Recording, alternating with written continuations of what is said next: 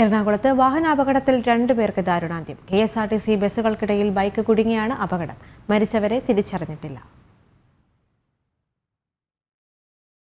ഇന്ന് പുലർച്ചെയാണ് അപകടം. 2 KSRTC ബസ്സുകൾക്കിടയിൽ ഞെരിഞ്ഞമർന്നാണ് ബൈക്ക് അപകടത്തിൽപ്പെട്ടത്. കൊല്ലൂരിൽ നിന്ന് തിരുവനന്തപുരത്തേക്ക് പോയ സ്കാനിയ ബസിനും എറണാകുളം ചേർത്തല ഓർഡിനറി ബസിനും ഇടയിലാണ് ബൈക്ക് ഞെരിഞ്ഞമർന്നത്. നിർത്തിയിട്ട ഓർഡിനറി ബസിന് മുന്നിൽ നിർത്തിയ ബൈക്കിലേക്ക് അമിത വേഗതയിൽ വന്ന സ്കാനിയ ഇടിച്ചു കയറുകയായിരുന്നു. അപകട സ്ഥലത്ത് തന്നെ ബൈക്ക് യാത്രക്കാർ മരിച്ചു. പൂർണ്ണമായും തകർന്ന ബൈക്കിൽ ശരീരഭാഗങ്ങൾ ചിതറിക്കിടക്കുന്ന വിധം ദാരുണമായിരുന്നു അപകടം. ദേശീയപാതയിൽ ചക്കരപ്പറമ്പ് ഭാഗത്ത് അപകടങ്ങൾ തുടർക്കഥയാണെന്ന് മറ്റു വാഹനയാത്രക്കാർ പറഞ്ഞു.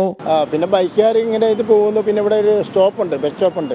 ഈ ബസ് സ്റ്റോപ്പിൽ വണ്ടി നിർത്തിയാൽ തന്നെ അടുത്ത് വരുന്ന വണ്ടിക്കാർക്ക്, ബൈക്കുകാർക്കാണേലും ആർക്കും ഒരു നല്ല ഒരു പരിഗണന കൊടുക്കാതെ ഒതുക്കി വന്നുകൊണ്ടാണ് ഇവർ ഇതിൻ്റെ ഇടയിൽപ്പെട്ടതും അങ്ങനെ ആക്സിഡൻ്റ് ഉണ്ടാകാൻ സംഭവിച്ചത്. അതങ്ങനെ ദാരുണമായ സംഭവങ്ങൾ ഇപ്പോൾ അവിടെ ഇവിടെ എല്ലാം നടക്കുന്ന വഴി എല്ലാം കാണുന്നുണ്ട്. പോലീസും ഫയർഫോഴ്സും എത്തി അപകടത്തിന് ഇടയാക്കിയ ബസ്സുകളും ബൈക്കും റോഡരികിലേക്ക് മാറ്റി.